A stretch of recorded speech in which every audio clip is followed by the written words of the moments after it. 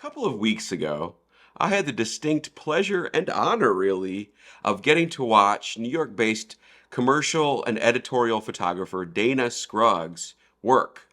Dana is originally from the south side of Chicago, but's worked her way up into some of the highest editorial ranks in New York. She's worked for publications like Vanity Fair, New York Magazine, Apple, Rolling Stones, the New York Times, just Time itself, ESPN, Nike, and Banana Republic.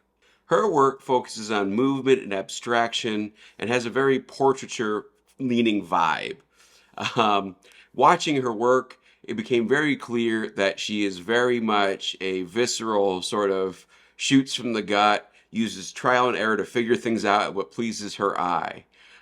Not really a technical photographer, and certainly not that into gear. So that's actually why I thought it would be an interesting video to talk about what she uses in her bag, or at least what she uses on the road for a portrait shoot.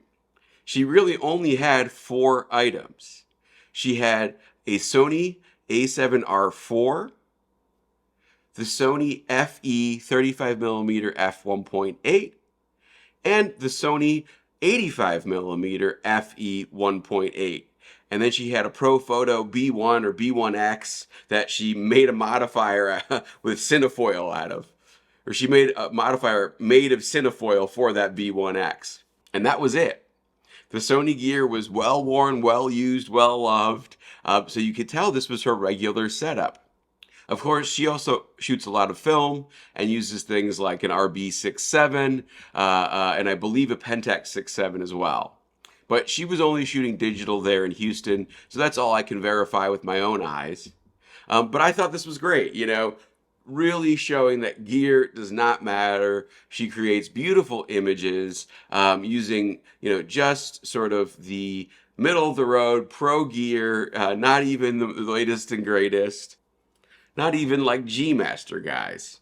Now, I've heard that 85mm is basically a copy of the Zeiss lens here. But still, there's an 85 G Master f1.4 Mark II that just came out, not using it. This is also a little sort of a preview in that, as you can tell, I got more Zeiss lenses. I have some real interesting findings on those lenses.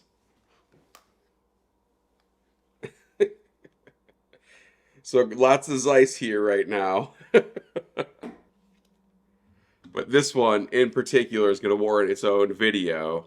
Very special Zeiss lens that really, puts Sony really at the front of the pack in my mind. They should either come out with more character-filled lenses like these Zeisses, or at least just advertise they exist. But anyways, I'm dipping into my own gear hole.